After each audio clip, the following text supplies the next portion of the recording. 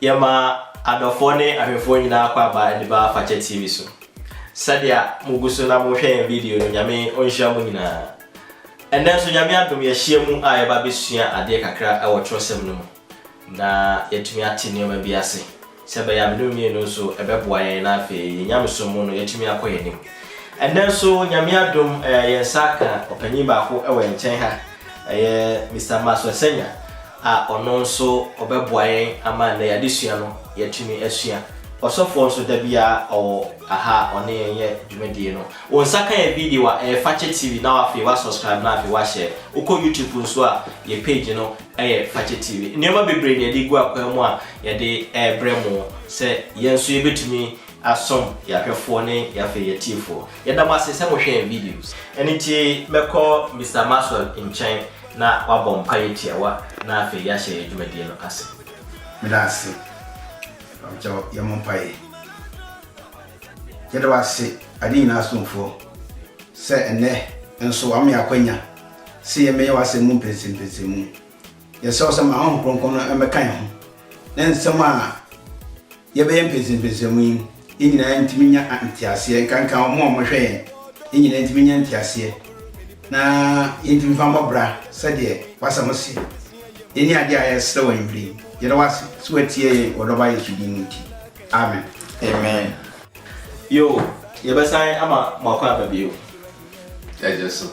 yo anything na yadesua no se ye hwe bibi wo Genesis 20 verse 1 going no story no is about Abimelech and afi Sarah and afi Abraham yesua no ho ade na okenkan a o kire se Abimelech Abimelech yi sanse Abraham anka de na e wose oka e kire no na osofo ma mimisa o se o hwe story na from chapter 1 ekopim verse 18 17 18 no ayesa se now they compare to other verse na wo kafa Pharaoh huna na sa Abraham asa wode ne yire no ejije japade na mamimisa na ode ne yire no jije japade ana.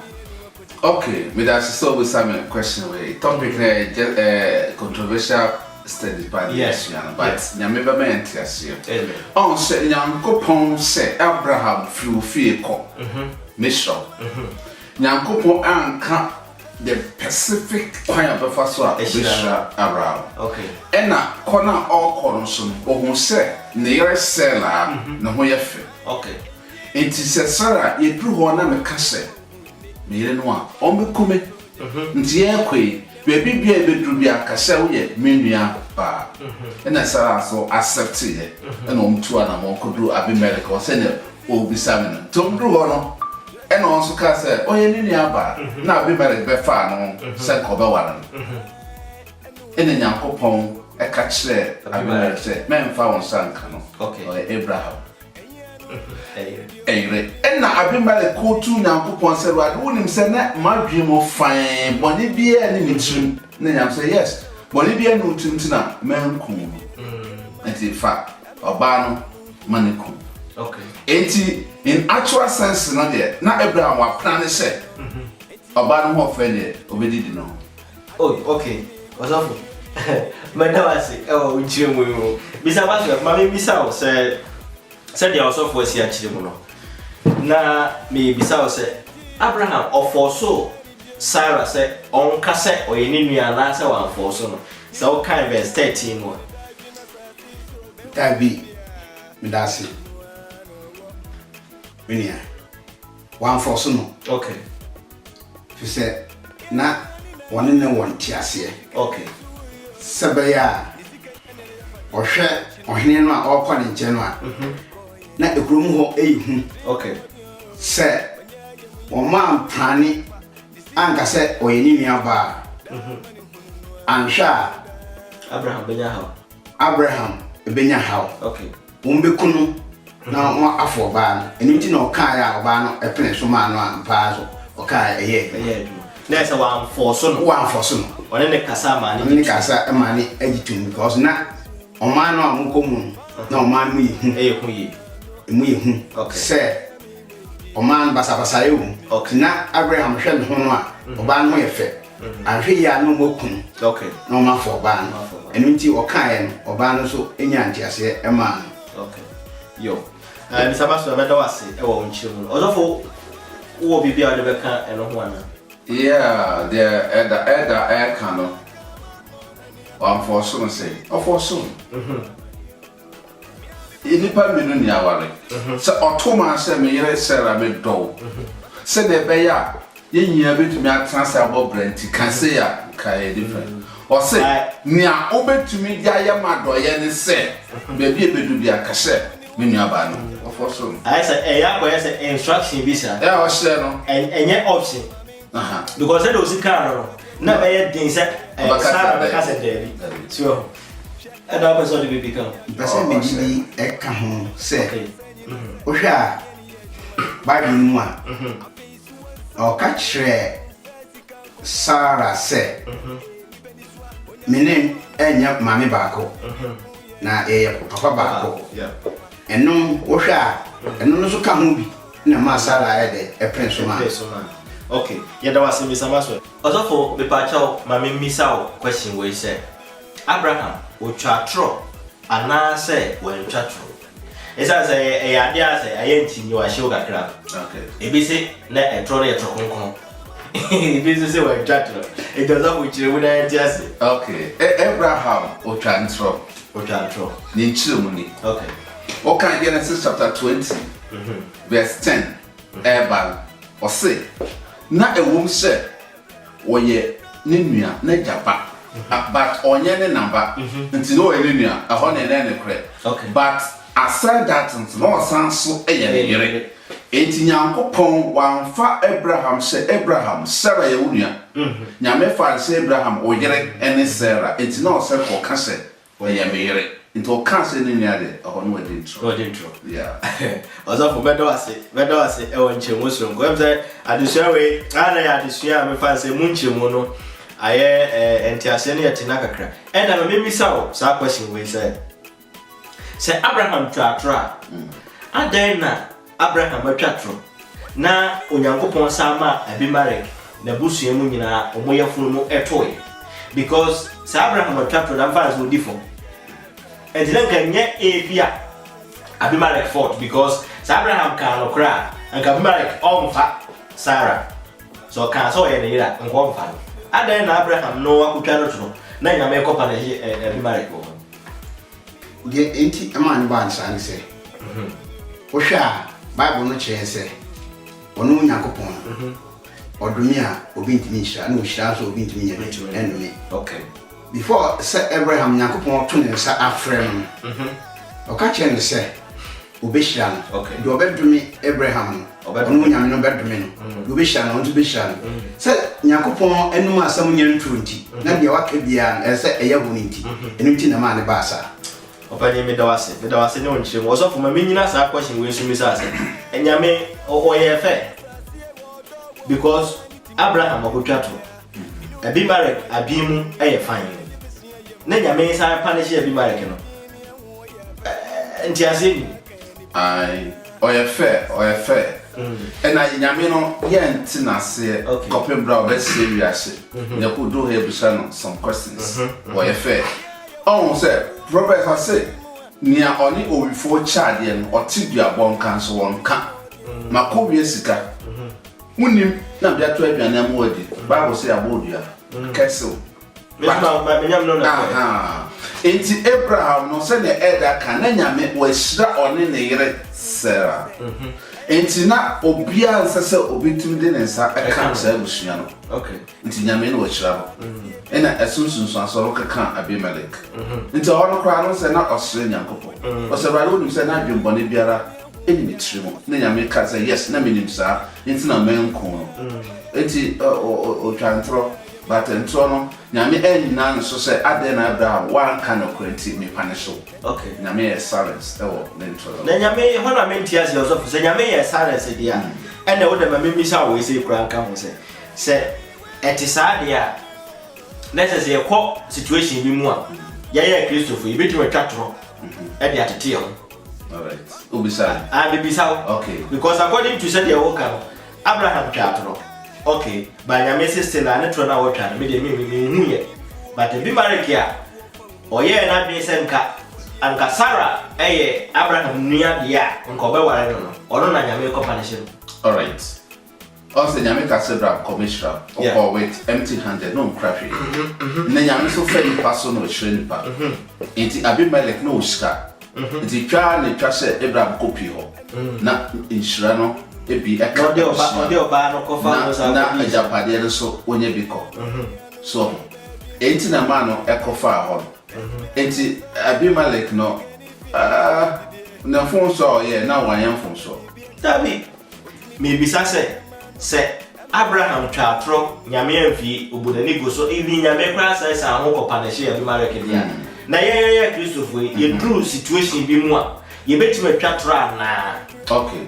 Nice question. And I said we crank out say you want to konkono. A drop component ho. Atro bi aya. I say no crebe no cre. E fa woni padu le bedetri. Okay no cre. Atro so sa. On say obede hu say ene nto ya me twanyame de bekye me. Eno ni asem. Enti atem onyina wo nyame ye me se betwa ntro. Unso atwa bi. Ye bia ne apacho. Na be busa se nyame de kye me. Ana wa apacho. Ba me gidi se de ma kan nyame de bekye me. On sa di go hor ma situation ni di mind ya. Ontumi nya ho hwe. Ampa so se na nkofo no me wicked. Se ebra wa fa sa kwan so a. Ko betime ko. Enti wo twa ntro nyame ye din. Enso nche se ye so etwetwe twa ntro. Be onye Abraham. Nsumenye Abraham. Ese nyame nso ni me. Onimu. Aha. Nti osi ni nokre. Enkosu obi ni be de de an tro kakra. Eba bi Abraham. Aha. Nti nyoma bi oba manya bi bu na ni gosu. Nti awu me yesusu jaje. Okay. Asuma esia yese ni ajaje me hwa ni nyame no de akere. Aha. Nti Abraham fo so ye ni nyina no. Nyame bu na ni gosu. Yo. Osofo ye da wase eni nchem. Eda na se wo ye won sase. Ma bibi sa we say so wo bibi ade be ka ho na ade ka ho. Wo hwe Sarah Bible se na no ho ofe. Nana ye sua de ne bisa se ase du ba bi ase wo se enyam fonso de ne wo du ba bi a ase ese bi obe ma wo hwe wo so no wa ware. Oh, etie bi ase now there is difference between Sarah and Abraham. Efe bi afofemu eno ne ma ni nya asa how ya na. David. Me really dear enye enokre. Because obema biara no ho ware a ese o try so ba ware oba ne ho fese no. Ese wo. Fise oba edikan eba abrewa ese eja bema because of awo a ema awo ni ti. That no matter how we don't offer. Ni nyina ne se wo bema no wa brabo ebeko yi. Za brabo ni nkoyi a wo bema no ho ofese no oba no kura na oba no bitime adwane agya. Ze oba bia ni wa opa ahokere. David. Entimre bia no ye ware a ese e try se be ware ba no ho efe. Eda ne se campaign pa na we. Efe ese wo bema no because of say awo no nti ma marabo ntem se dem se sisu bi mu. Na wo bema no wasa ahwe wa brabo yi. Because why go brabo yi a o yire betumi ade adwane agya because oba bia ni wa opa ahokere. Okay. Na beda wase. Ozafo. I know easy. Eda kana fere dem. Ye me man ya goche ma no. Ya goche ma no. Jubadenti. Ma twi taxi pay. E ma na omo fefefe no omo Ghana omo fotrotro. The same by taxi no omo pe Uber. O chata ya no atua. Na bisa bottom say sika no betimi. Enti media also offer oba a bit sweet. Okay. O ware oba no ho fe pa wo problem. Eda.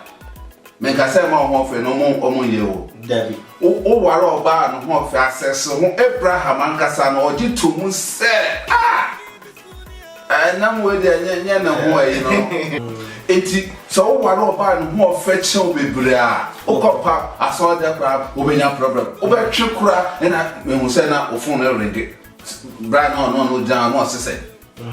Johnson getting nti wala oba obetimi a control no ebi nso ho ofe but o mbro once but do do no ankasa problem and then ho ofe bebre nso a bend down boutique you unto be mano ono obekọ batik nice one wouldn't one no more pick because obotom yese nti so wo sika dia and the other time no don't know and up as was about kabibia ko I tell you that I can't only say Bema o so and so one about so because oba say why you get too much so only now ya na asam kakra wachi okay because ya na oba yare kra no kakra bia ya hwese de osi ye de eye ndi wo are oba na se eja awon fe no ho kakra an ye because say ebe buwa na duru be bi kra say de okay Abraham say na yire ho nyefa enka odimi nya say japade no yo ye da wase na wo be the video ya be so Ozambu mabe sao say okay Sarah na me kana me hwese ase obi a ode okunu akwantu na o say ye kwa kase na Sarah no happy when I worry and I say ase de bia nhyebi e wo ho na ase say Ozambu me de me nan me na nasela eni ne shoe me de me kase aware a Abraham de ware Sarah Abraham wanya de no ware boni e o ware Sarah ware boni papa esanse o manani anje on se ema introduction no so na ko double biase e me yiri ni o de ne te o be fiase mesi be bia Abraham be du biara o de ne Sarah te no de na te no nya japade no de na te no nya japade nti odo be pa no de do Sarah ye ba fi o ma ba ware o mo fie so o bra Hagar enso etieti Sarah na ni mo no senkana Abraham to me control e wo odo papa de mani Sarah and ko sawense Hagar ne na bofra no o we hwedi kopim bra Sarah ka se abofra no ko Nyankopon accept so nti as a good father anase o ye kunu papa nka abusuanu mu ante mo se abusuanu mo te e me fa ko Hagar one ne ba ko na ka Sarah ofie nti na anije de media mama who said go me can't try na who said na Sarah na wonya anije e wo hawari mu aso meda wase e wo emwa sonko a wode aboa ye de yade sua na ekɔwe na eda wo bibia wode ebeka kakra me de beka ho ne se o hwa na Sarah ope Abraham no do go on say oba odo wa so we obre bia wo bobia o support odo ya we are from fukura na especially me hwekumasi atutu domfo o hwe o mo yire mo pa heavy ma pa no mo ware o mu na uni so uni ba domfo okro no me bo okro no ba ko ba ye hwe so tori na no ba ni sunu di nachi because of ejabade na o die no de ye de e bere no e di so ba pe wa no matter how abra go sitie gojo bo bia wutwa bia because onu se ejabade na ye de e ba ni side and it is oba epewa no matter how obey dey obedi wachi yo and it also yade sua no ba we futu ben na ode be mati for fa adesua ya yesua ne fa Abraham be mark ne Sarah ho anamo a mutu ye de anko ye ne de ko ye ne de na wase bia etu ho na mo asembe na obeka de attractive okay me da sepa in fact Abraham me did more for pa. Essence any page me etwa entro ya de aba ya brabo. Especially upon you mo. Nto anketenkete to me ebem. Obi to me na yire wa ha. Wase ka se me wonya me yire. No ono asad na ma be ma foforo e koso sa de no. Nti Abraham fonso na oye no. Ye nyina ye bi. Nti aware de enfonso bebam. Se wukun hawa Sarah nya botre tsan ware no ho nti ye no se should be in case of say yetete mo ne dubedwom ne yi mu nkyere na ye de mo esiesi a munya botre se na Sarah nya botre ama otumi ware ye no ano ebitumi aboa ma ahye Nyankopon anunyam ye mmeri ma so a ye haide ye de ye no siesi no so ye make sure say ye be jai e mere me be your opportunities omofa akwanya edidi ema ho what is that Abraham die ne wo mu yes sir also for that oh you and was say you told safre o buy na fe wo be boa ma adusua no ayede na ayefe also so onyame nsho nti nyame boa na sa kan video a Fache TV uko YouTube a channel no Fache TV afi uko Facebook nso a Fache TV ye page no o like ya na afi wa share na comment wo question bia betimi dia call question session no ase sebe ya mpanyimfo nso be boa na afi omotimi eya no onyame onsha na afi onka ya mo copy se se share bio amrase ya bob paye yedi mafu ya da wasio on pese be yire ti de be otu yamfo yedina yedi fo adesua yeni ewi trimo na so nyame ade fon so che fa fon so na che na e wasa situation dey feel ho na kai na twe ni wo on kon mo ye nya so wo yesu din amen Amen.